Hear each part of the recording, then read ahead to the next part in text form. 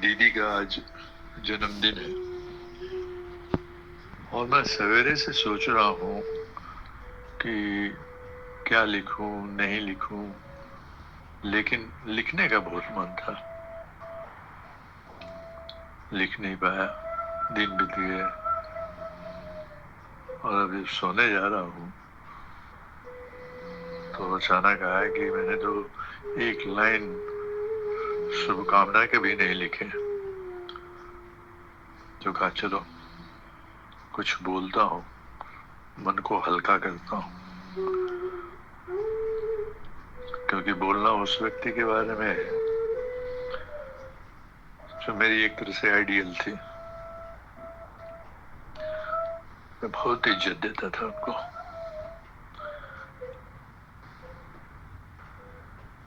माँ के समान।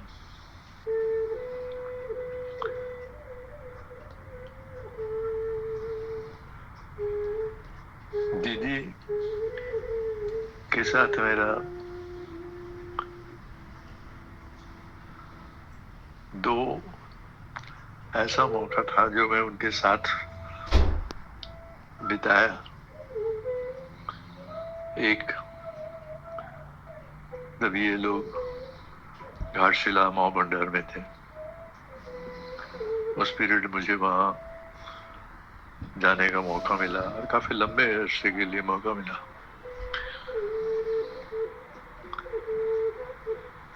इनकी पर्सनैलिटी, व्यक्तित्व तो बचपन से देखता ही था।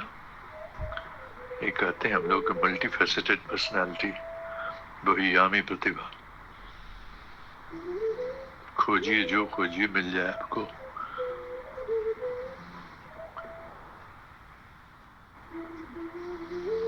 लिटरेचर हो, हिंदी साहित्य हो, कविता हो, कहानी हो, नाटक, पटकथा, रेडियो रूपांकन, नाटक का डायरेक्शन,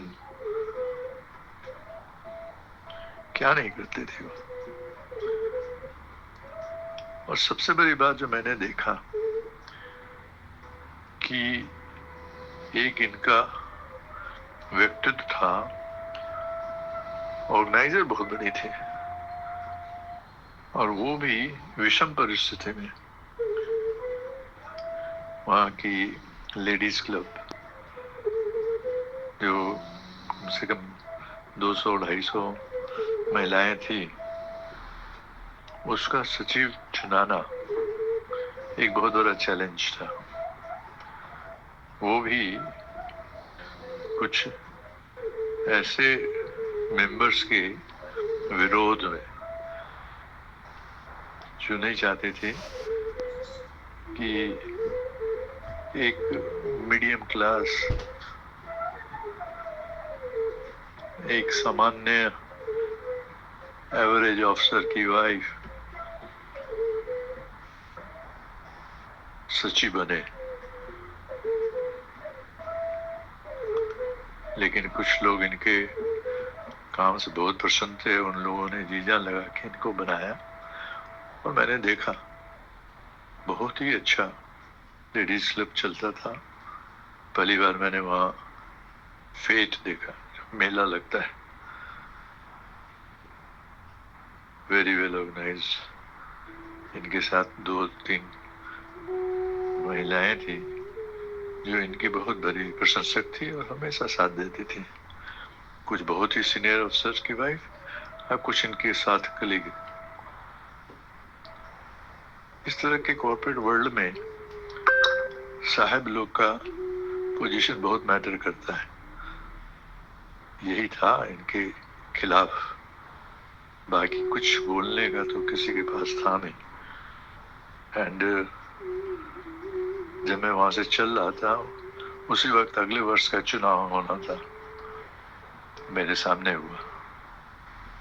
वो बड़े साहब लोगों की एक फैशनेबल पत्नी, उन्होंने भी नॉमिनेशन दे दिया सचिव का। बड़ी खुशी हुई जब मैंने देखा कि मेरी दीदी दोबारा चुनाव जीत गई। परिवार को संभालना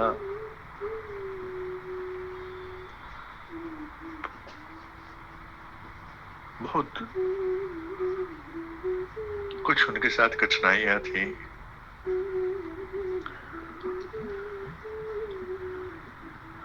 लेकिन हिम्मत, ऑर्गेनाइजिंग कैपेसिटी, ये सब बहुत था उनमें और कुछ सीखा मैंने उनसे। और फिर एक ऐसा वक्त आया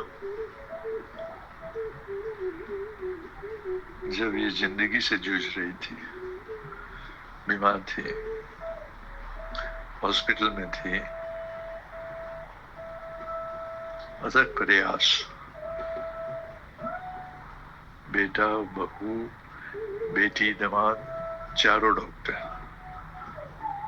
एक बेटा जो 24 घंटा इनके सेवा में लगा रहता था। सब लोगों ने प्रयास किया, अथक प्रयास। अंत में घर ले आए लोग सब। उस समय कुछ मैं इनके साथ बिताया था, बहुत कष्ट में थी।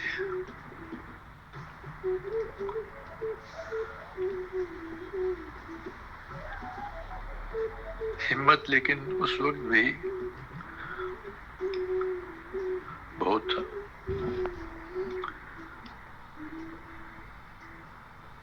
मैं चाहता था कि कुछ वर्ष और जी ले।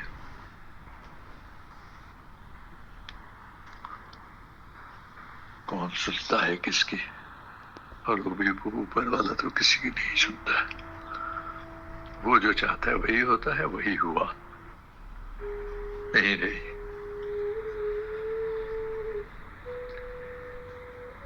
एक वैक्यूम हो गया।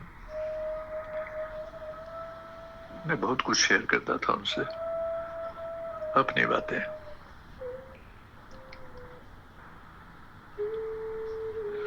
बड़े पूरा भरा परिवार है हमारा, कहीं कोई कमी नहीं है, लेकिन उनका जगह लेना बहुत मुश्किल है।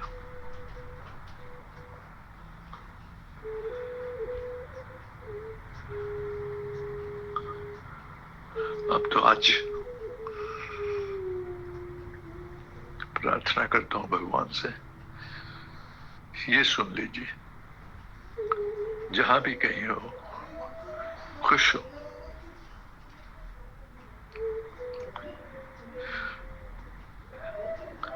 दीदी जिंदगी में बहुत कुछ डिजर्व करती थी, नहीं पा पाई। फिर भी खुश थी, खुशी ढूंढ लेती थी, खुशियां बांटती थी।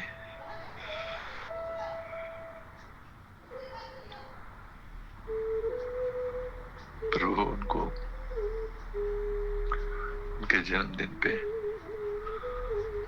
बची खुशी जो भी उनके हिस्से में थी, खुशियां दोबारा दे दे, खूब अच्छे से रहे।